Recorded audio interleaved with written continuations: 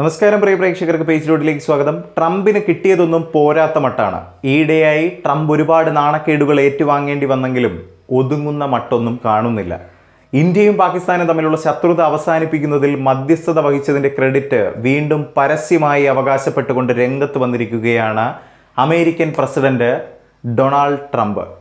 ആണവായുധങ്ങളുള്ള രണ്ട് അയൽക്കാർ തമ്മിലുള്ള കൂടുതൽ സംഘർഷങ്ങൾ തടയുന്നതിനുള്ള ഒരു മാർഗമായി താൻ വ്യാപാരത്തെ ഉപയോഗപ്പെടുത്തിയതായി US പ്രസിഡന്റ് ഡൊണാൾഡ് ട്രംപ് അവകാശപ്പെട്ടിരിക്കുകയാണ്. ഓവൽ ഓഫീസിൽ അടുത്തിടെ നടന്ന ഒരു പരിപാടിയിലാണ് ട്രംപ് ഇക്കാര്യം പറഞ്ഞത്. ഇന്ത്യയും പാകിസ്ഥാനും തമ്മിലുള്ള പോരാട്ടം ഞങ്ങൾ തടഞ്ഞു എന്നതാണ് ട്രംപിൻ്റെ അവകാശവാദം. അത് ഒരു ആണവ ദുരന്തമായി മാറിയേനെ എന്ന് ഞാൻ വിശ്വസിക്കുന്നു. ഇന്ത്യയുടെയും പാകിസ്ഥാൻ്റെയും നേതാക്കൾക്ക് നന്ദി പറയാൻ ഞാൻ ആഗ്രഹിക്കുന്നു. എൻ്റെ ജനങ്ങളോടും നന്ദി പറയാൻ ഞാൻ ആഗ്രഹിക്കുന്നു. കൂടാതെ ഞങ്ങൾ വ്യാപാരത്തെക്കുറിച്ച് സംസാരിക്കുന്നു.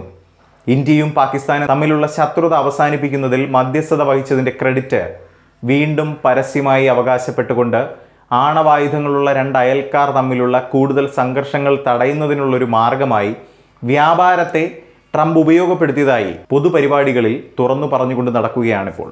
പരസ്പരം വെടിവെക്കുകയും ആണവായുധങ്ങൾ ഉപയോഗിക്കാൻ സാധ്യതയുള്ള ആളുകളുമായി നമുക്ക് വ്യാപാരം നടത്താൻ കഴിയില്ലെന്ന് ഞങ്ങൾ പറഞ്ഞുവെന്നും ട്രംപ് കൂട്ടിച്ചേർക്കുന്നു.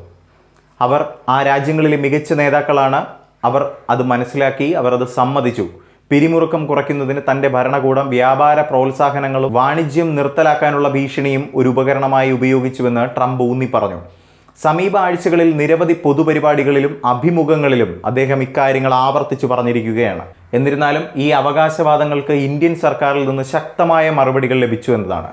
മെയ് 7 പഹൽഗാമിൽ നടന്ന സംഭവത്തെ അടിസ്ഥാനമാക്കി ഓപ്പറേഷൻ സിന്ദൂർ ആരംഭിച്ചതിനെ തുടർന്നുണ്ടായ സൈനിക സാഹചര്യത്തെക്കുറിച്ച് ഇന്ത്യ US നേതാക്കൾ തമ്മിൽ സംഭാഷണങ്ങൾ നടന്നിരുന്നുവെങ്കിലും വ്യാപാരമോ തീരുവകളോ സംബന്ധിച്ച വിഷയം ആശയവിനിമയങ്ങളിലൊന്നും ചർച്ച ചെയ്തിട്ടില്ലെന്ന് ഇന്ത്യൻ വിദേശകാര്യ മന്ത്രാലയം വ്യക്തമാക്കി.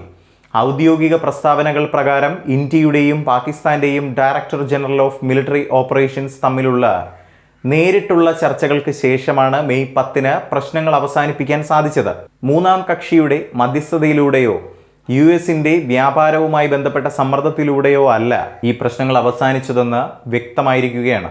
നേരിട്ടുള്ള സംഭാഷണത്തിലൂടെ പാകിസ്ഥാനുമായുള്ള ഉഭയകക്ഷി പ്രശ്നങ്ങൾ പരിഹരിക്കുക എന്ന ഇന്ത്യയുടെ നയത്തെ ഇന്ത്യയുടെ വിദേശകാര്യമന്ത്രിയും വക്താവും അടിവരയിട്ടു. ഈ നിലപാട് ആവർത്തിച്ചു.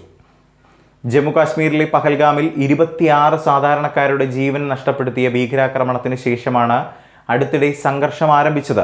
പാകിസ്ഥാനിലെയും പാകിസ്ഥാൻ അധിനിവേശ കാശ്മീരിലെയും ഭീകര ക്യാമ്പുകൾ ലക്ഷ്യമിട്ട് ഓപ്പറേഷൻ സിന്ദൂറിലൂടെ ഇന്ത്യ ആഞ്ഞടിച്ചു.